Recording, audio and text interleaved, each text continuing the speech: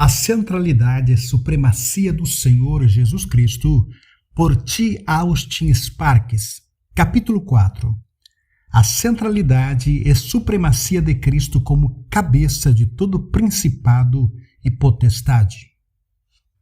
Efésios 1, 15 a 23. Por esse motivo, também eu, tendo ouvido falar da fé no Senhor Jesus que existe entre vós, e do vosso amor fraternal para com todos os santos, não cesso de dar graças por vós, recordando-me de vós em minhas orações, para que o Deus de nosso Senhor Jesus Cristo, o Pai da glória, vos dê o espírito de sabedoria e de revelação no pleno conhecimento dele. Oro ainda para que os olhos do vosso coração sejam iluminados, para que saibais qual é a real esperança do chamado que ele vos fez. Quais são as riquezas da glória da sua herança nos santos e a incomparável grandeza do seu poder para conosco, os que cremos, conforme a atuação da sua portentosa força? Esse mesmo poder que agiu em Cristo, ressuscitando-o dos mortos e entronizando-o à sua direita, nas regiões celestiais, muito acima de toda potestade e autoridade, poder e domínio, e de todo nome que possa ser pronunciado, não somente nesta era, mas da mesma forma na que há de vir. Também sujeitou tudo o que existe debaixo de seus pés, e o designou cabeça sobre absolutamente tudo o que há, e o concedeu à igreja, que é o seu corpo, a plenitude daquele que satisfaz tudo quanto existe, em toda e qualquer circunstância. Filipenses 2, 5 a 11. Tendo em vós o mesmo sentimento que houve também em Cristo Jesus, o qual, tendo plenamente a natureza de Deus, não reivindicou ser igual a Deus, mas, pelo contrário, esvaziou-se a si mesmo, assumindo plenamente a forma de servo e tornando-se semelhante aos seres humanos. Assim, na forma de homem, humilhou-se a si mesmo, entregando-se à obediência até a morte e morte de cruz. Por isso, Deus também o exaltou sobremaneira à mais elevada posição e lhe deu um nome que está acima de qualquer outro nome, para que ao nome de Jesus se dobre todo o joelho dos que estão nos céus, na terra e debaixo da terra, e toda a língua confesse que Jesus Cristo é o Senhor, para a glória de Deus Pai. Colossenses 1,13. Ele nos resgatou do domínio das trevas e nos transportou para o reino do seu Filho amado. Colossenses 2,10. Assim como, em Cristo, estais aperfeiçoados. Ele é o cabeça de todo poder e autoridade. Colossenses 2,15. E, despojando as autoridades e poderes malignos, fez deles um espetáculo público, triunfando sobre todos eles na cruz. Numa prévia meditação, estivemos ocupados com a centralidade e supremacia de Cristo à luz do indivíduo. Depois, ficamos com a sua centralidade e supremacia na igreja, que é seu corpo. Agora vamos considerar o que é implicado no versículo 10º do capítulo 2 de Colossenses, o cabeça de todo principado e potestade. Junto a isso está a declaração do capítulo 1, quem nos libertou do poder das trevas. O grande erro dos colossenses. Para compreender corretamente e apreciar verdadeiramente o valor de declarações particulares na carta, como este que acabamos de ler, devemos ter presente o pano de fundo e motivo da carta. E por isso, ficaremos ocupados um momento com as coisas principais que estão à vista nesta carta. E primeiramente e totalmente inclusivo, existe esta absoluta supremacia de Cristo. Para o desvendar disso aos crentes e o estabelecimento dos crentes nisso, o Espírito Santo conduziu ao apóstolo a escrever esta carta. Foi por causa de um movimento por meio de um ensino que chegou a Colossos, efeito o qual era tirar ao Senhor Jesus do seu lugar preeminente e colocá-lo no lugar mais baixo, que esta carta foi provocada. Era para correção. A natureza daquele ensino era uma combinação de judaísmo com uma filosofia cristã espúria. Havia elementos do judaísmo e elementos do cristianismo entrelaçados em algo como uma filosofia fascinante. E tinha a ver principalmente com seres sobrenaturais de ordens baixas até ordens muito elevadas. Principados e potestades nas esferas mais baixas e nas esferas mais elevadas. E estas ordens de seres sobrenaturais e espirituais foram traçadas por meio de classes de espíritos e anjos e arcanjos, e depois, como um deles, mas de uma classe muito elevada, Cristo era apresentado. E ele foi feito como apenas superior, ou talvez a única cabeça superior de forças angelicais, ordens angelicais, e estes se ofereciam para a adoração. Havia o que o apóstolo chama aqui de uma humildade fingida e adoração a anjos, pelo qual quis dizer que pessoas estavam assumindo ser muito humildes, adorando anjos, ajoelhando-se a qualquer pessoa superior na esfera espiritual, uma humildade fingida e adoração a anjos. Como você verá ao ler de novo, o apóstolo repudia a coisa toda como sendo da terra e do homem, e sendo pernicioso e mau, e para ser completamente lançado fora porque, estando coberto de uma religiosidade muito sincera e séria, sutilmente atacava esta coisa. Atacava a absoluta supremacia do Senhor Jesus como na cabeça da deidade. Era algo maravilhoso.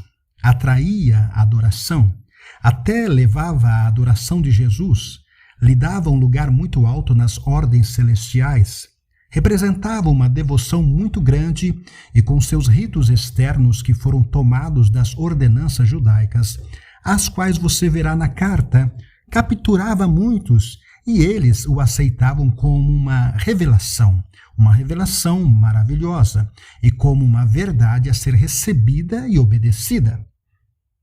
Eles estavam em risco de falhar em reconhecer o perigo disso, que, embora exaltasse Cristo, levava à adoração de Cristo, produzia naqueles que a aceitavam uma atitude aparentemente espiritual, de reverência e humildade, e tinha esse efeito moral neles de algo para torná-los muito reverentes, humildes, sérios, com uma grande devoção a Cristo e um grande respeito a todo o espiritual. No entanto, tudo isso os cegou para a coisa profunda, sutil, diabólica que havia lá. Quão longe irá Satanás para até mesmo trazer um tipo de devoção a Cristo e promover um cristianismo místico, físico com elementos de elevação moral e, contudo, esconder dentro dessa mesma coisa algo que é dele mesmo, sendo dele mesmo sabores daquilo que estava nele desde aquele tempo em que foi lançado fora do céu. Isso que tiraria do Senhor Jesus o absolutismo do seu lugar na cabeça da deidade. Isto era o que havia aqui, por trás desta carta. E a carta foi escrita para expor esta filosofia gnóstica, esta espiritualidade falsa, esta devoção satânica ao Senhor Jesus e mostrar que o Senhor Jesus não estava apenas no topo de categorias angelicais. Ele era o cabeça de todo o principado e potestade, no sentido de que ele era o filho do amor de Deus e que ele era um eternamente com Deus na cabeça da deidade. A plenitude da cabeça da deidade estava nele em forma corpórea. Agora, amado, do que acabamos de dizer deve haver orientação para nós no tempo do fim. E você pode assumir o que disse e aplicá-lo a algumas coisas que são deste mesmo caráter, o qual estará em grande voga na terra, mas que simplesmente fica aquém desta coisa essencial. Mas este não é o objetivo de dizer isto, embora forneça esse entendimento e conhecimento e orientação e precaução.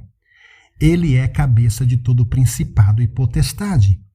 Cristo é absolutamente supremo, numa supremacia única, não como alguém daquela ordem no topo dessa ordem, mas alguém cuja ordem está muito acima de toda outra ordem, e cuja supremacia é porque não existe outro como ele. Ele não pertence à ordem angelical. Ele não é um ser criado. Ele é eternamente um com Deus. É claro, para você isso não é nada novo. e não provoca muito entusiasmo, porque todos nós cremos nisso muito vivamente. Espero que isso seja verdade de você, que você creia nisso, que você permaneça nisso, que do seu coração você esteja bem disposto a dizer sem a menor suspeita de uma reserva: Tu és o Cristo, o Filho do Deus vivo. A supremacia de Cristo indicada pela sua obra. Agora, tendo tudo isso e visto isso, você é capaz de avançar para a coisa que está conectada com isso como algo principal nesta carta. Conectada com a absoluta supremacia de Cristo. É a sua supremacia como indicada pela sua obra. Está aqui como o que o apóstolo mostra de que maneira Cristo é diferente e superior de todas as outras ordens de anjos e arcanjos e principados e potestades. Não é só a declaração do fato de que ele é, mas é a demonstração de como isso se dá, de que maneira isso se dá, e é em virtude da sua obra. Você percebe que isso é o que aparece nesta carta? Você toma a grande declaração do capítulo 1 e 13, o qual nos libertou da autoridade das trevas e nos transportou para o reino do Filho do seu amor. Isso representa a sua obra poderosa, e é isso que ele fez no que você lê no capítulo 2, 15. E, despojando os principados e potestades, os expôs publicamente e deles triunfou na mesma cruz. Quando ele fez isso, ele nos libertou da autoridade das trevas e fomos transportados para o reino do Filho do amor de Deus. Nenhum anjo fez isso. Nenhum arcanjo despojou principados e potestades. Ele os expôs publicamente, triunfando sobre eles na sua cruz. Foi Cristo que fez isso. É de Cristo o reino. É o reino do Filho do amor de Deus. Seu é o reino. E esse reino é dele em virtude da conquista, em virtude do triunfo, em virtude de haver expulsado todos os outros principados e potestades, ao exibir publicamente em seu triunfo esses outros que buscavam tomar posse do domínio deste mundo. Seu é o reino em virtude da sua cruz, e sua cruz é a cena do seu tratamento com toda outra autoridade e poder no universo que, de alguma maneira, procuraria tirar seus direitos como o herdeiro eterno, predestinado de todas as coisas, como o apóstolo diz aqui. Todas as coisas foram criadas por ele e para ele. A supremacia é baseada na sua obra. É claro que é uma coisa grande reconhecer a supremacia pessoal do Senhor Jesus. É uma coisa adicionada, amado, reconhecer a grandeza da obra que ele realizou, que o levou a essa supremacia pessoal. Em Filipenses 3, vemos o movimento descendente do Filho do amor de Deus, do lugar da igualdade com Deus para baixo, até se esvaziar completamente. Ele se fez obediente até a morte, sim, e morte de cruz. Sim, diz o apóstolo, sim, e não uma morte gloriosa, não uma morte honorável à vista dos homens, a morte da cruz. Portanto, por esta razão, por conta disto, por causa disto, a morte da cruz, também Deus o exaltou e lhe deu o nome que está acima de todo nome, para que ao nome de Jesus se dobre todo o joelho, coisas que estão nos céus e coisas na terra e coisas sob a terra, e toda a língua confesse que Jesus Cristo é o Senhor, para a glória de Deus Pai. O terreno da sua supremacia é a singularidade e a transcendência da obra que ele realizara. Nosso lugar nesta supremacia. Agora, a terceira coisa que vem com esta carta é o nosso envolvimento. Isso é muito glorioso. E o nosso coração deve se comover pela grande realidade objetiva, a supremacia de Cristo e a sua obra. Mas temos de ver como nós entramos nisso. E um ou dois fragmentos nos ajudarão. Olhemos Colossenses 2,12. Tendo sido sepultados com ele no batismo, no qual também fostes ressuscitados pela fé no poder de Deus, que o ressuscitou dentre os mortos. E a vós, que quando estáveis mortos nos vossos delitos e na incircuncisão da vossa carne, vos vivificou juntamente com ele, perdoando-nos todos os delitos, se morrestes com Cristo, Poderíamos deixar fora o se e fazer disso uma afirmação. Morrestes com Cristo. Se então foram ressuscitados com Cristo, você percebe que anteriormente ele fez a declaração de que este era o caso, que fomos sepultados com ele, que fomos ressuscitados com ele. Agora, podemos tomá-lo dessa maneira, como uma afirmação dupla. Vocês morreram com Cristo, foram ressuscitados com Cristo. Procurai as coisas lá de cima, onde Cristo está, sentado à destra de Deus. Não mintais uns aos outros, pois que já vos despistes do velho homem com os seus feitos, e vos vestistes do novo, que se renova para o pleno conhecimento segundo a imagem daquele que o criou, onde não pode haver grego nem judeu, mas Cristo é tudo e em todos. Esse é o caminho para o benefício do que temos falado e é necessário que levemos a cabo a obra de Cristo até esta plena realização. A plena realização da sua vitória absoluta na esfera de todo principado e potestade, na esfera da autoridade das trevas, digo que é necessário que levemos a cabo a sua obra até essa plena realização. Perdão de pecados é uma grande bênção. A expiação pelos nossos pecados é uma grande bênção. Ser salvo do inferno no final e ir para o céu é uma grande bênção. Nós não minimizaríamos elas em nenhum momento ou tiraríamos algo da grandeza e magnificência dessas coisas, por causa do custo infinito com o que foram compradas para nós. Mas digo novamente, é necessário que levemos a cabo a obra de Cristo até sua plena realização. E sua plena realização jaz na esfera de principados e potestades, jaz na esfera de autoridade das trevas, a jurisdição das trevas. Isso é importante para os pecadores saberem, que não se trata só de que seus pecados sejam perdoados e seja salvo do pecado, mas que o pecador saiba que na salvação toda autoridade, a jurisdição dos principados e potestades do adversário, Satanás mesmo, tem sido destruído e quebrado, e que dessa jurisdição, dessa autoridade, desta retenção legítima de Satanás, eles têm sido resgatados. Pois essa é a palavra aqui. Resgatados por Cristo na sua cruz. Significa que Satanás não tem mais poder porque ele não tem mais direito. Seu poder depende do seu direito. E seu direito está baseado no estado de coisas no nosso coração. E a cruz lida com o estado de coisas e destrói ou remove o terreno do seu direito e quebra seu poder. Leve isso a cabo. Agora, tudo isso está em Cristo para nós. Cristo em si mesmo personifica sua supremacia sobre o adversário, porque nele não existe ninguém desse terreno que o adversário deve ter para acampar e construir a sua autoridade legítima para reter em escravidão. Em Cristo não existe esse terreno. Cristo está em nós quando cremos e, como já apontamos, isso compreendido pela fé significa que a autoridade de Satanás é quebrada porque existe aquilo em nós que é Cristo. Cristo está em nós, no qual não existe terreno para a jurisdição de Satanás. Ser liberto não só do pecado, me deixe dizer novamente, mas da autoridade de Satanás é algo tremendo. Quem poderá fazer alguma acusação aos eleitos de Deus? É Cristo que morreu, ou antes, quem ressuscitou dentre os mortos. Qual é a importância disso? O acusador chega e tenta fazer uma acusação contra nós. Qual é o terreno da nossa resposta? Nosso terreno da resposta é este. É Cristo que morreu, ou antes, quem ressuscitou dentre os mortos. Essa é a maneira de responder à acusação do inimigo. Cristo.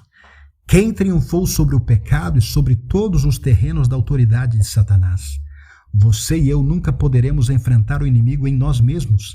Ele sempre teria o melhor dos argumentos, mas se formos capazes de apresentar Cristo a ele, o que ele pode fazer? Na morte e ressurreição de Cristo, todo o seu poder foi destruído. Quem fará alguma acusação contra os eleitos de Deus? Cristo em vós, a esperança da glória. Você segue isso? Essa é a provisão que Deus fez, e se apenas tivermos uma compreensão mais plena, disposta de Cristo, perceberemos que esse é o caminho da vitória. que é o que o Espírito Santo opera para tornar a vitória em nós real, não é a nossa luta para sermos melhores. O Espírito Santo nunca nos ajuda numa luta para ser melhores. Podemos ficar lutando para sempre e morrer lutando. E o Espírito Santo não nos ajudará se esse é o caminho no qual achamos que vamos ser ou salvos ou santificados. Com o que o Espírito Santo cooperará? É com a nossa compreensão da fé e apropriação de Cristo como a nossa perfeição, como a nossa salvação. Você diz, sim, mas nós somos pecaminosos e existe muita coisa errada conosco. Vamos fechar os nossos olhos para a realidade sobre nós mesmos? Você é para abrir seus olhos para Cristo. Pare de olhar a si mesmo e ao seu próprio pecado e fixe seus olhos no Senhor Jesus como a perfeição por você a Deus e de Deus a você. E enquanto você toma Ele pela fé, não o que eu sou, ó Senhor, mas o que Tu és. Eu em mim mesmo sou mau. Em mim, isto é, na minha carne, não habita bem nenhum. Mas, Senhor, Tu és a minha salvação. Tu és a minha justiça. Tu és a minha santidade. Tu és a minha santificação. Eu seguro em Ti por tudo isso. O Espírito Santo cumpre isso para nós. A nossa apreciação de Cristo é o terreno de atividade do Espírito Santo. Esse é o caminho da libertação. Cristo, o caminho de saída para o pecador. Ouça esse homem miserável clamando: pois o que quero, isso não faço, mas o que odeio, isso faço. Nessa vida de altos e baixos, resolvendo e falhando, afinal clama: ó miserável homem que sou, quem me livrará? Graças a Deus mediante Jesus Cristo nosso Senhor. Qual é o caminho de saída para o homem miserável? Uma compreensão de Cristo.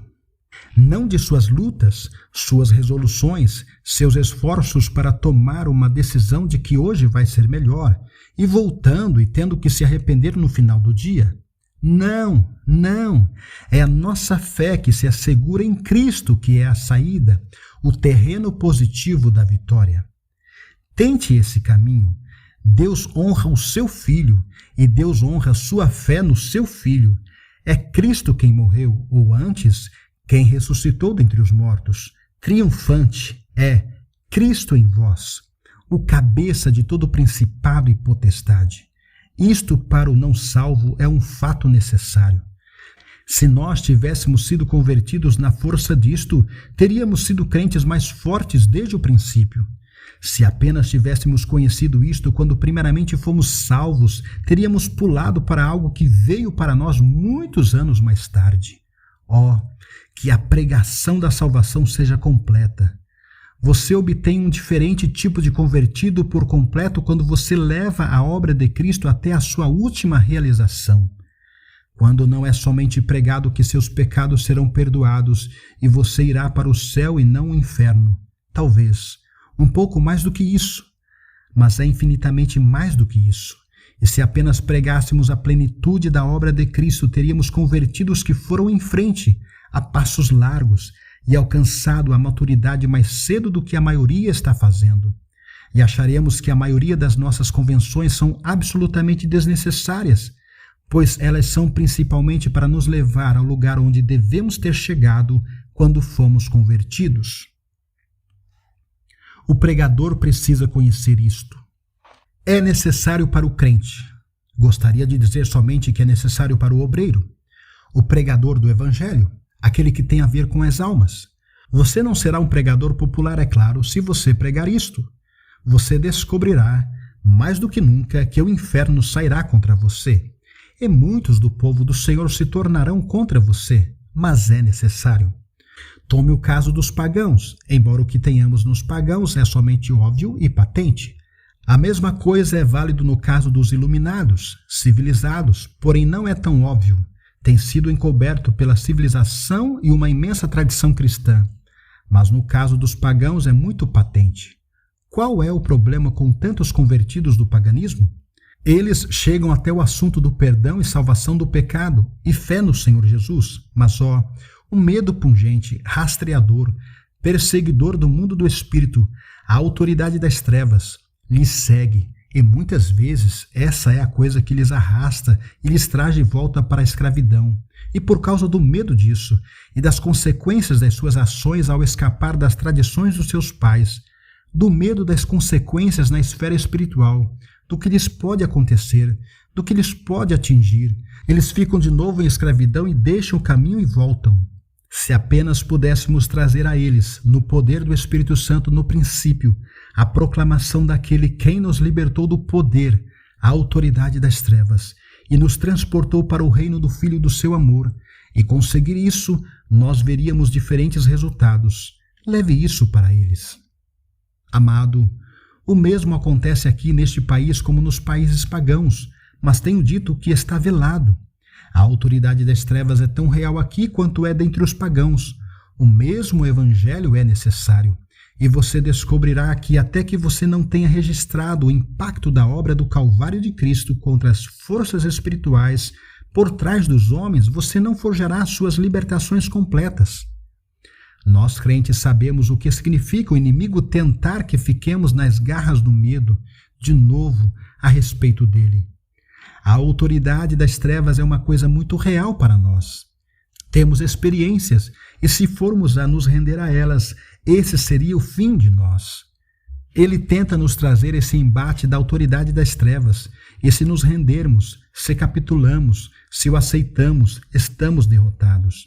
Se somos do Senhor, Cristo está no interior, e Cristo é supremo e devemos avançar mesmo se não sentimos nada, ou se temos um sentimento muito mau. Quando parece ser a última coisa que devemos estar dizendo, ou dizemos porque é um fato de Deus, e quando começamos a afirmar o fato de Deus, nós ganhamos. Os crentes sabem o que significa o inimigo tentar fazê-los aceitar a autoridade das trevas. Permaneça na verdade de Deus. Deus não muda com os nossos sentimentos. Deus não se altera com a nossa consciência. Toda a nossa vida está sujeita a variações, mais rápida do que a variação do clima, mas Ele governa, inalterável, imutável. Ele é o mesmo ontem e hoje e para sempre.